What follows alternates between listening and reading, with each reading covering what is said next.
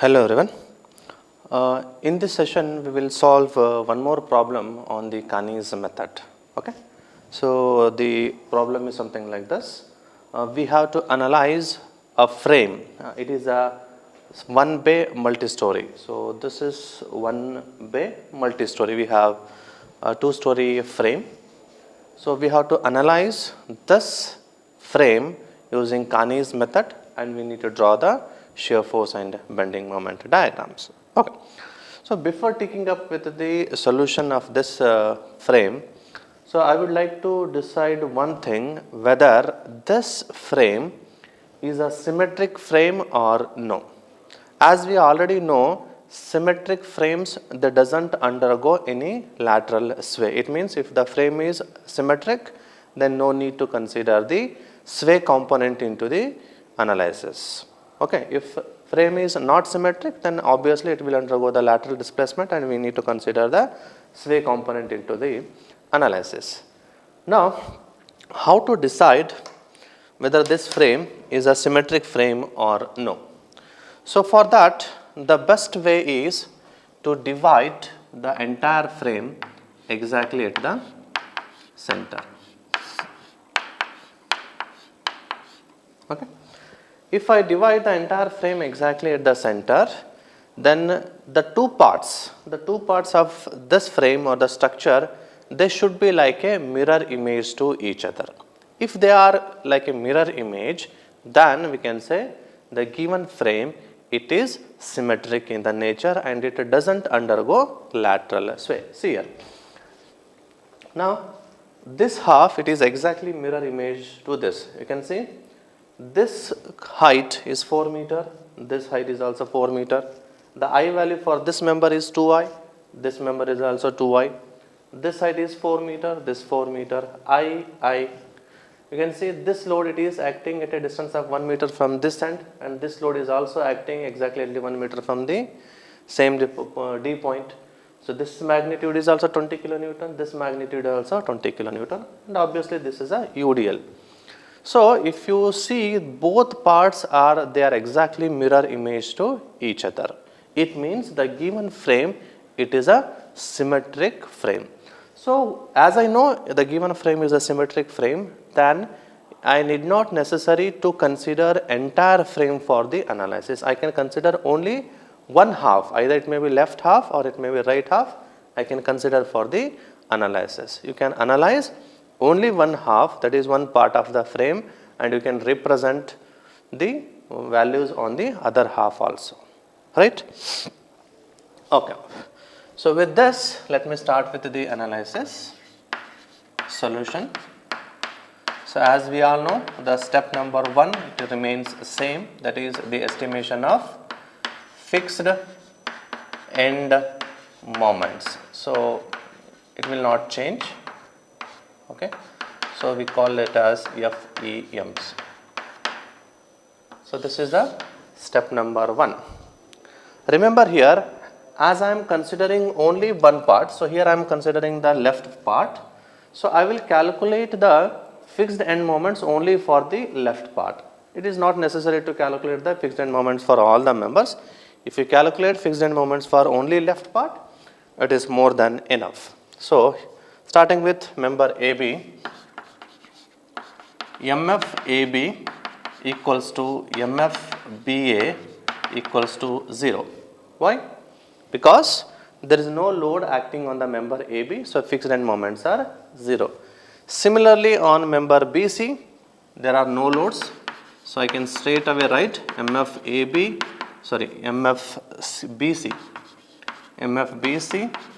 MF CB, it is also equals to 0, as no loads are acting on the member BC. Whereas on member BE and on member CD, the loads are acting. So let me calculate MFBE. MFB is equals to minus WL square by 2, 12, as the load is UDL. Here the magnitude of the load is 24 kilonewton. Span is 4 meters, so 24 into 4 square divided by 12, which gives you a value of minus 32 kilonewton meter. So this is the fixed end moment at B, that is for member BE, right. Now as I am considering only the left part, so even it is not necessary to determine the MF EB, which is we are not using anywhere in the further calculations. So even I will not calculate MF EB also. I will go to the member CD. So MF CD is equals to, as there are two concentrated loads are acting, so it is minus W AB square by L square. This is for the first load, and one more time, that is again minus W AB square by L square. This is for the second load, right. So let me substitute here values. So it is minus W is 20 kilonewton. So 20 into, for the first load A value is 1 meter, 1 into B value is 3. So it is 3 square divided by 4 square minus, for the second 20 kilonewton load, okay. So 20 into the A value will be 3 for second 20 kilonewton. So it is 20 into 3 into 1 square divided by 4 square. So this gives you MF CD as minus 15 kilonewton meter. Let me verify. Yeah, it is minus 15 kilonewton meter, right. So these are the fixed end moments.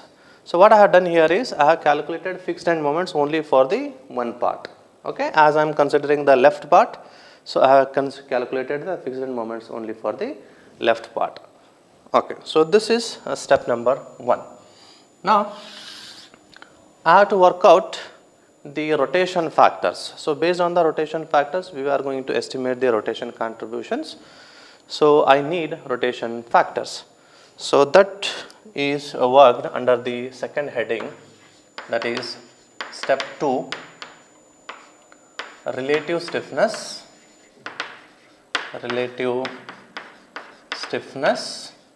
and rotation factors, okay. All right. So we all know that for the calculation of the rotation factors, we need to prepare the table. So let me prepare the table. Here also I am concentrating only on the left part, okay. So first I have to note down the joints, okay. Then we have to note down the members. So then we have to calculate the relative stiffness. This has to be done based on the far end conditions, okay. Then we need to calculate the distribution factors, which is equals to, then we have to note down the total stiffness, relative stiffness at any joint. Then we have to work out the distribution factors, and at the last, rotation factors. Rotation factors, U is equals to, it is minus half of the distribution factors. So we have done this many times. So I hope you don't have any confusion in calculating the rotation factors at this stage. Okay. Now if you concentrate only on the left half, you can see there are two joints. One is B, another one is C. These are the two joints for which we need to calculate the rotation factors, okay. So let me note down those two, B joint and C joint.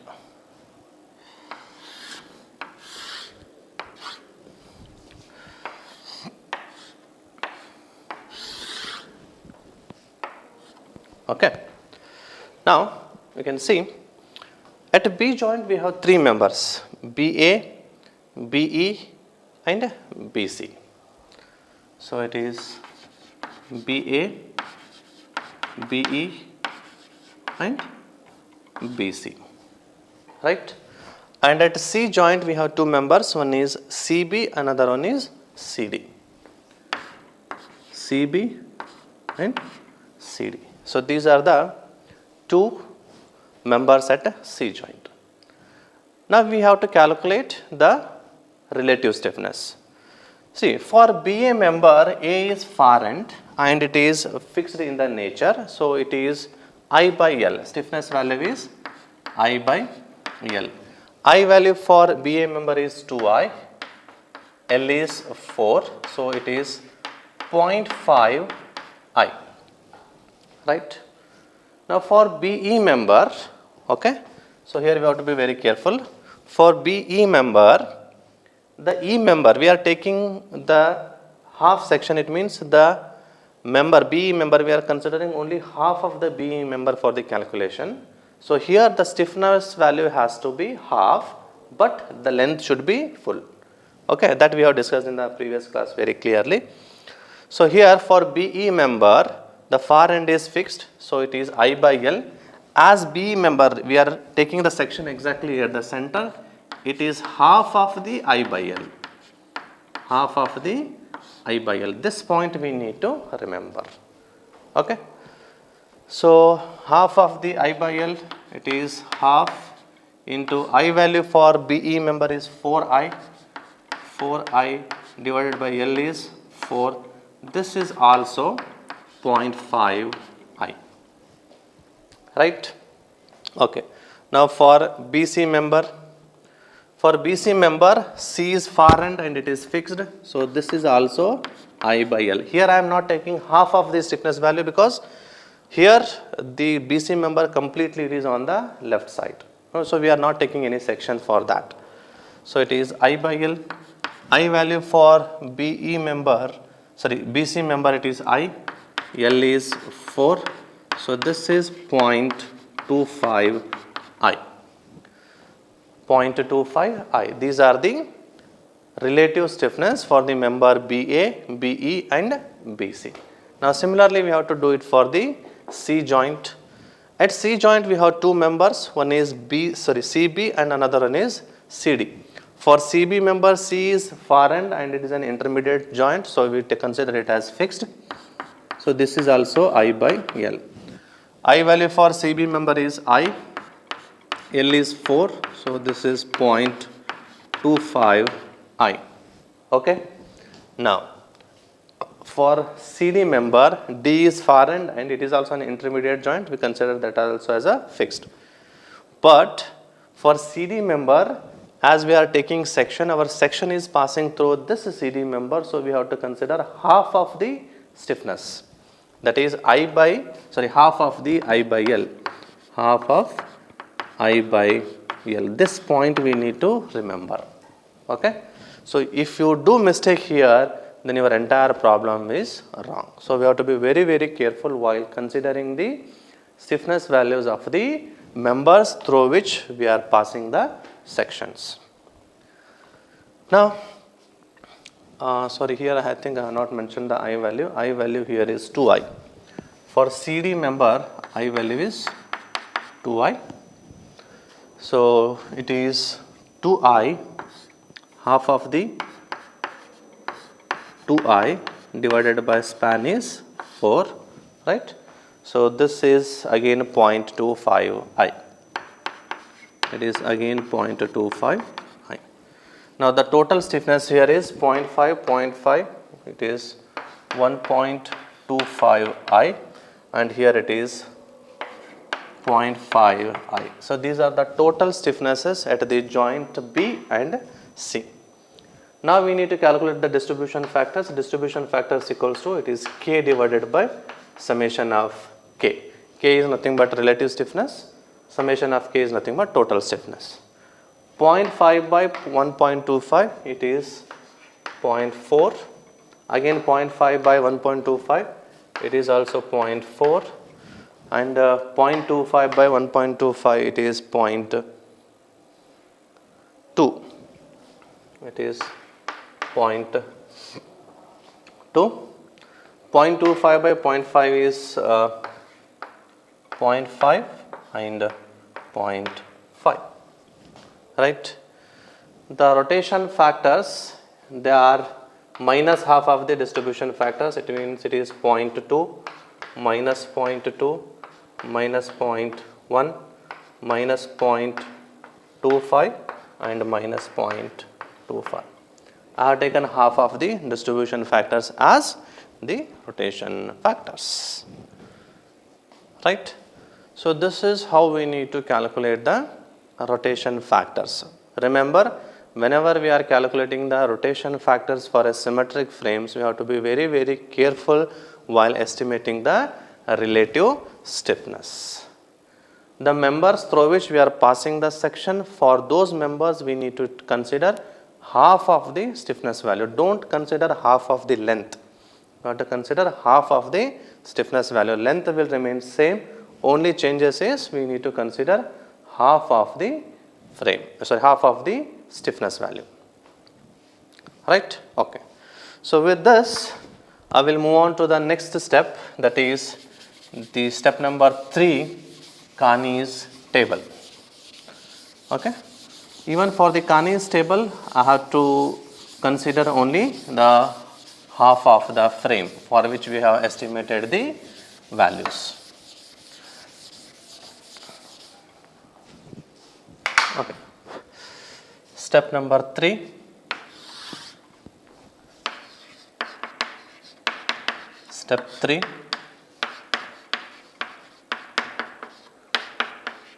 Carney's table.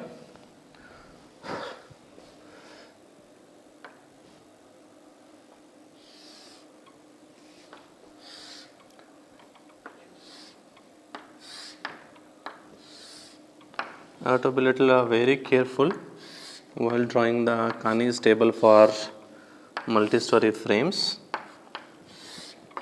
Okay, as we need more space to write the things. Okay.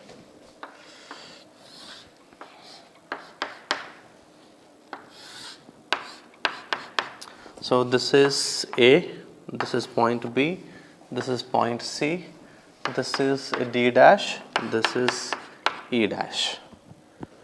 Okay. So here I am going to write one more box, and similarly here I am going to write one more box. Join the diagonals.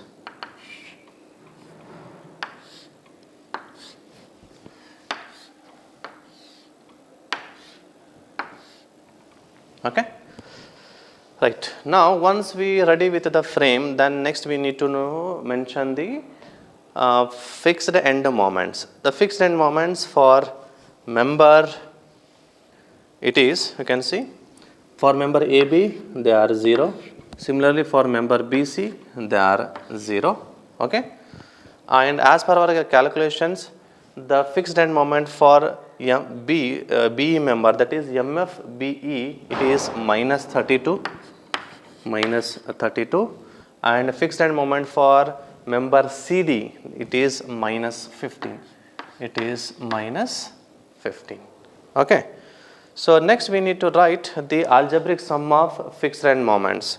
So at B joint we have 3 members. I have to take the sum of these 3 values.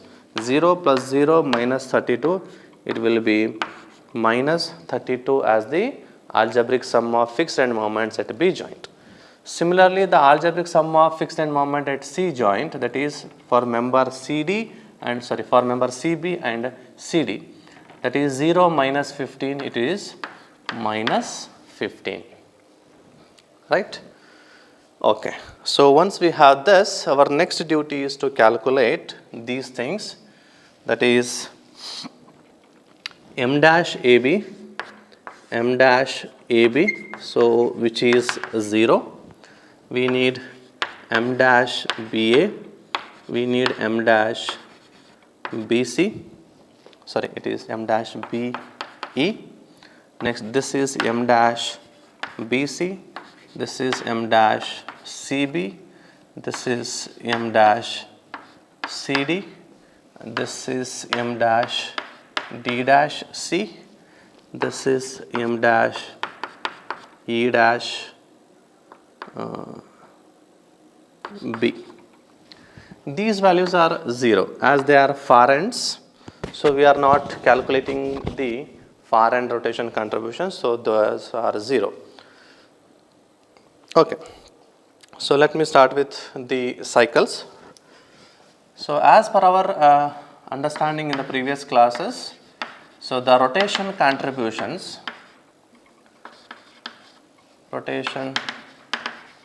contributions m dash equals to, it is u, that is rotation factor into the algebraic sum of fixed end moments at any joint plus algebraic sum of far end rotation contributions. So this is the formula to calculate the rotation contributions. Now let me start with the first, that is m dash AB.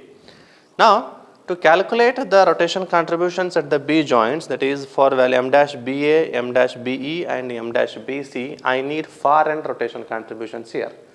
So which are the far end rotation contributions for B joint? The far end rotation contributions here, this is the far end rotation contribution, this is the far end rotation contributions, and this is the far end rotation contribution. These are the three far end rotation contributions for B joint. Now similarly, the rotation contributions for the C joint, they are thus m dash BC and m dash DC. These are the two rotation contributions for the C joint. Okay, let us consider them and calculate. Let me start with m dash BA. M dash BA is equals to rotation factors. Sorry, here I have forgot to mention the rotation factors. Rotation factors here are minus 0.2, minus 0.1, this is minus 0.2, this is minus 0.25, this is minus 0.25. Okay. The rotation contribution for BA member, it is minus 0.2, minus 0.2 into algebraic sum of fixed end moments. Algebraic sum of fixed end moment is minus 32, then far end rotation contributions. Far end rotation 0, 0 and at this stage this is 0. So it is 0 plus 0 plus 0. As there are three members at joint B, we have to consider three rotation contributions. This gives us a value of 5.65 kilonewton meter.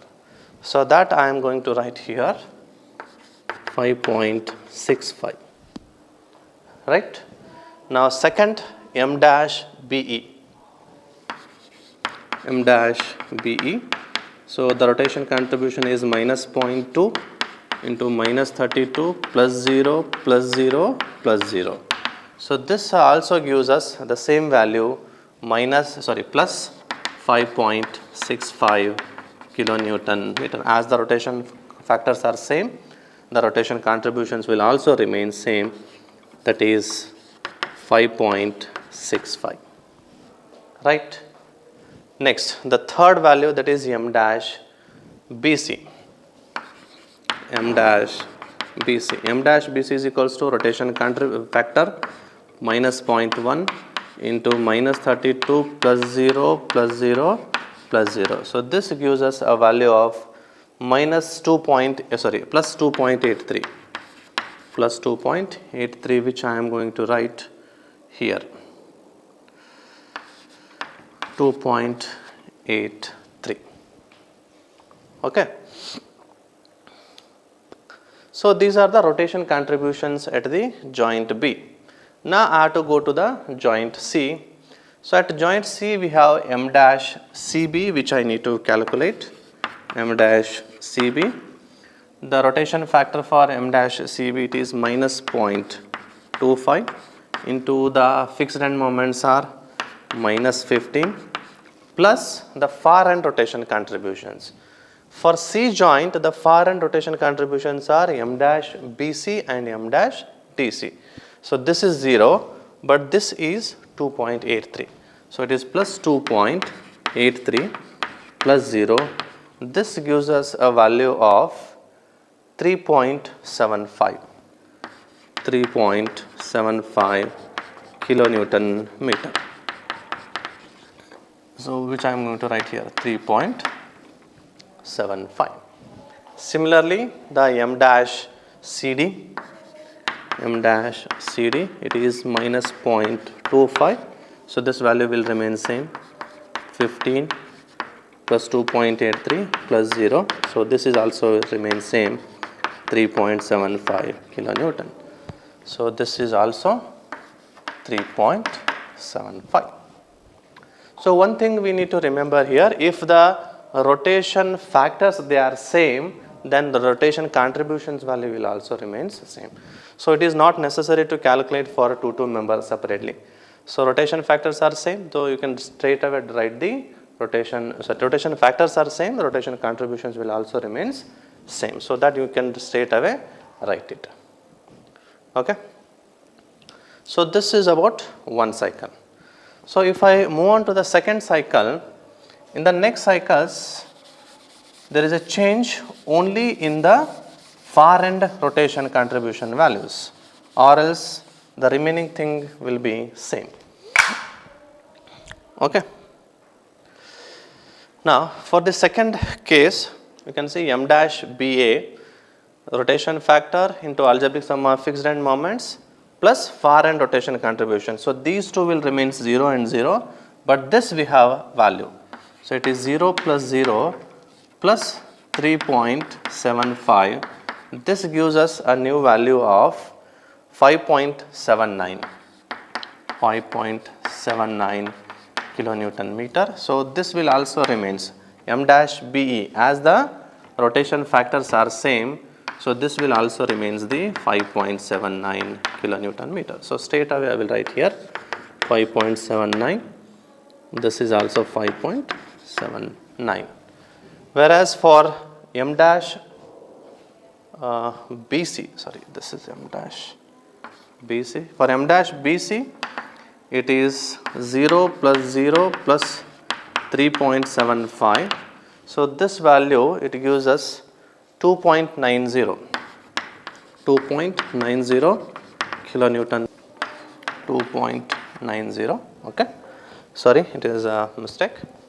So here the far end rotation contributions, we have a new value 2.90 plus 0. This gives us a new value,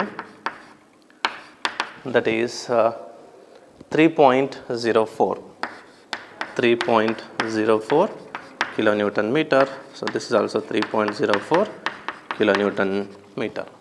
So which I am going to enter here 3.04. So you can see even after the second cycle, so we don't have the same values. So I must go for the third cycle. So if I go for the third cycle, then we will be having the values like this: 5.80, then this value will be 2.90, next value will be 3.03. Now you can see the values are very close to the previous value, right? The third cycle values they are almost matching with the second cycle values. It means if I go for one more cycle, then obviously they will be exactly the same values. So by this understanding, I can say these are the final rotation contributions which I can use for the calculation of the final end moments. So these rotation contributions I can use for the calculation of final end moments. So let us say that is under the heading of final end moments as step number 4, right? Okay. So here step 4, the final end moments, okay, starting with MAB. MAB is equals to MF AB plus 2 times of M dash AB plus 1 times of M dash BA. MF AB is 0, m dash AB is also 0 plus m dash BA. As per our calculation, m dash BA is 5.80, which gives us 5.80 kilonewton meter as the final end moment. Now similarly for BA, MBA is equals to, it is MFBA plus 2 times of the m dash BA plus 1 times of m dash AB. MFBA is 0 plus 2 times of m dash BA is 5.80 plus m dash AB, it is 0. So this gives us a value of 11.60 kilonewton meter.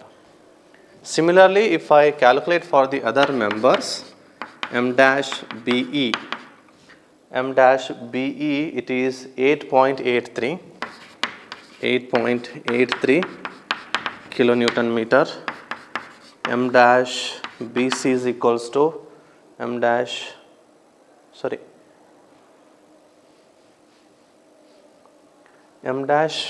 BC is equals to 8.83, M dash BE is equals to minus 20.40 kilonewton meter. Then MCB is equals to, it is plus 8.95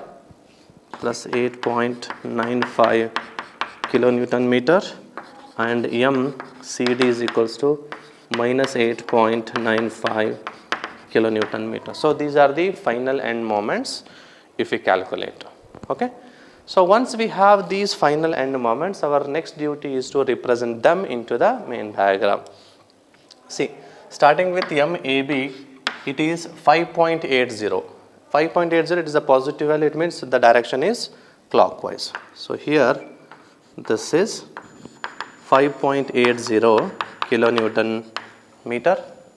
Next, MBA is 11.60, it is also positive value, it means this is also a clockwise, 11.60 kilonewton meter.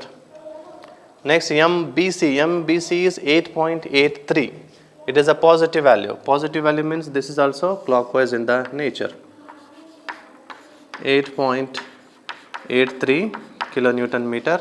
MBE is 20.40, so it is a negative value. Negative value means the direction is anti-clockwise. So this is anti-clockwise, it is 20.40 kilonewton meter. CB is 8.95, a positive value, so it is clockwise in the direction, 8.95 kilonewton meter, and MCD is anti-clockwise. So this is also, it is also 8.95 kilonewton meter. Now we have the values for the left half. For the right half, we need to represent based on these values. They should be like mirror values. If it is clockwise on this side, then on this side it will be anti-clockwise. If it is anti-clockwise on the left side, so the value will be clockwise on the right side. See here, I will represent exactly opposite. So it is here anti-clockwise, so this will be clockwise. Here it is clockwise and this value will be anti-clockwise, that is 8.95 kilonewton meter. So here we have it is clockwise, this value will be anti-clockwise, 8.83 kilonewton meter. This side it is anti-clockwise, this will be clockwise, that is 20.40 kilonewton meter.